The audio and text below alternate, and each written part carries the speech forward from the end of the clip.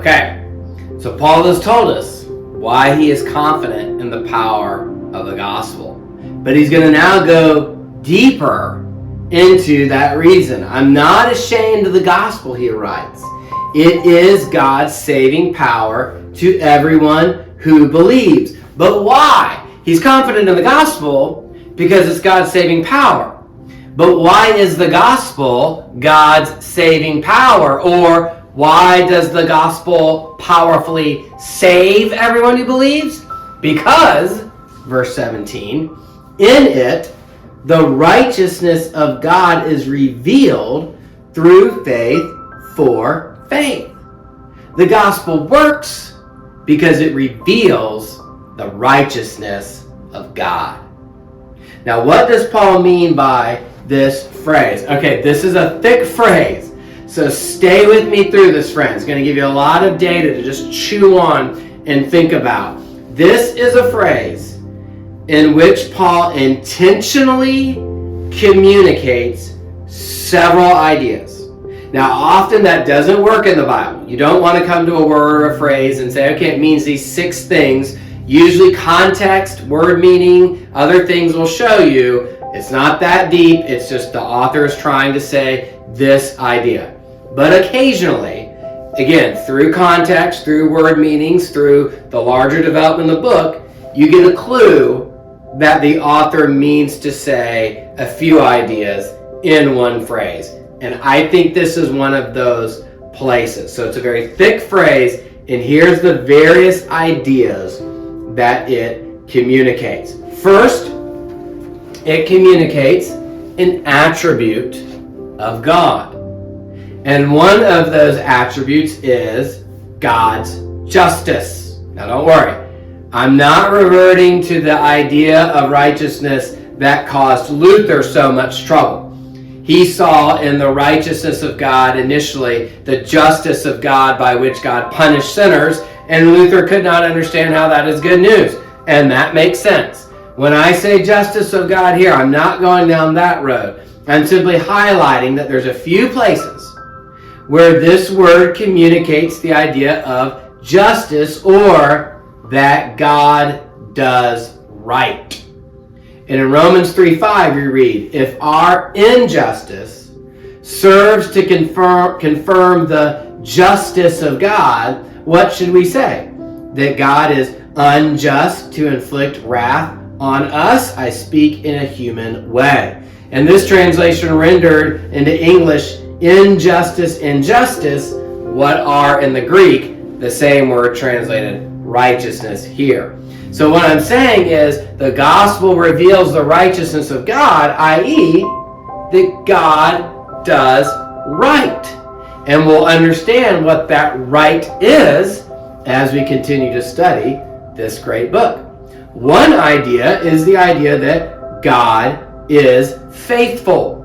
Now, once again, some have tried to approach righteousness as not having a forensic idea, redefining it in terms of covenant faithfulness. And once again, I'm not fully affirming that or going down that road. But I do think we see in the meaning of the word the nuance of God's faithfulness, which will help Paul with his message.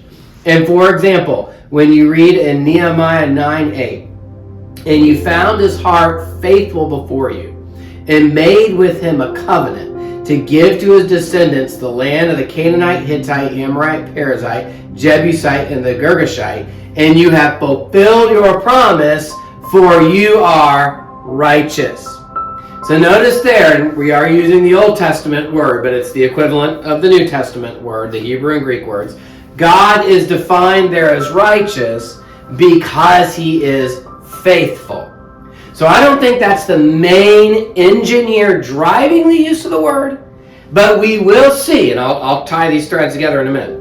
We will see how part of Paul's concern in Romans is to show that God does the right thing, that God is faithful. That God is faithful because he does right, and the right thing to do is to be faithful. So I do think, based on the later content of Romans, that Paul needs to package that into this word. If this word or this theme verse is going to be the theme of the whole book, Well, then it has to take account of everything discussed in the book. And again, we'll tie some of those threads together in a minute. But just hold on to this first nuance of righteousness, an attribute of God, that God does right, that God is faithful. 2, the word also refers to a status from God. And this was Luther's main insight, and it was a good one. And it's a big emphasis in the first 4 chapters of Romans, that righteousness refers to a status, a legal status, that God credits or imputes to those who believe. And a great verse that captures this is Romans 4, verses 4 through 5. Now to one who works, wages are not reckoned as a gift, but as something due. But to one who does not work, but trusts him who justifies the ungodly, such faith is reckoned or counted or credited as righteousness. God credits righteousness, a status, to those who believe, and declares them to be righteous in the sight of God and in the sight of the law. And that is a beautiful truth. It has brought comfort to untold numbers of consciences who, tormented by the knowledge of themselves, knowing what God is like and that they fall so far short, that God in grace would gift them with a righteous status because of the faithful obedience of Jesus Christ. And to get that as a gift, as I said, by faith alone, beautiful truth worth celebrating. And it is one that Paul makes a major emphasis in Romans, especially chapters 1 through 4. Now, what I want to labor to establish is that this does not exhaust the meaning of the word. So this idea is present here, but there is more present.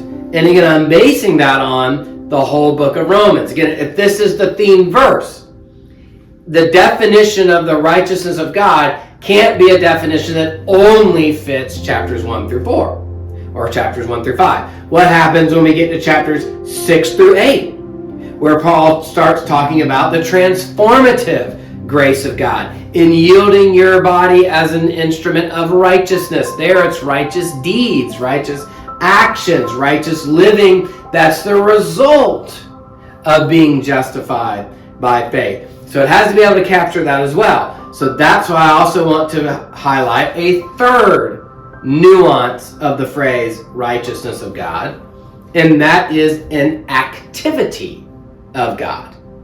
In other words, God's righteous saving activity. So in some passages, God's righteousness refers to his saving intervention, the power of God unto salvation. For example, Psalm 71:2. In your righteousness, deliver me and rescue me. Incline your ear to me and save me. In Isaiah 51, verses 5 and 8, God says, my righteousness draws near speedily.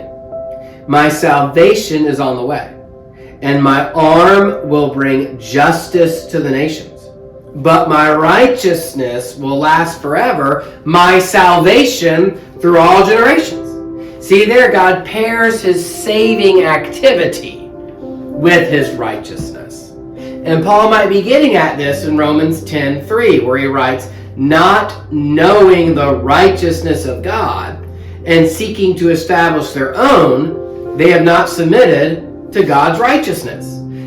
Israel doesn't understand God's way of fulfilling his saving promises, and so they're trying to establish righteousness on their own. And so they don't submit to God's way of doing things. And so I think these three meanings go together. An attribute of God, that he does right, that he's faithful. A status from God, that we are given a right standing by faith. And an activity of God, that God faithfully saves, righteously saves, transformatively saves, fulfills his saving activity, all go together to define for us and describe for us what Paul means by the phrase, the righteousness of God. With this phrase, in Romans 1:17, Paul communicates all the ideas that he needs to communicate in this thematic heading of Romans. Paul packages together all the ideas that he will soon develop in order to say, why does the gospel work? Because it reveals the righteousness of God. That is, it reveals God's saving activity that results in a righteous status for those who believe, chapters 1 through 4. This saving activity also results in ethical transformation because sinners have been declared righteous by faith, chapters 5 through 8. And why does God save sinners like this? And what will he do with his covenant people Israel? He saves in this way because he is righteous and faithful to his promises, chapters 9 through 11.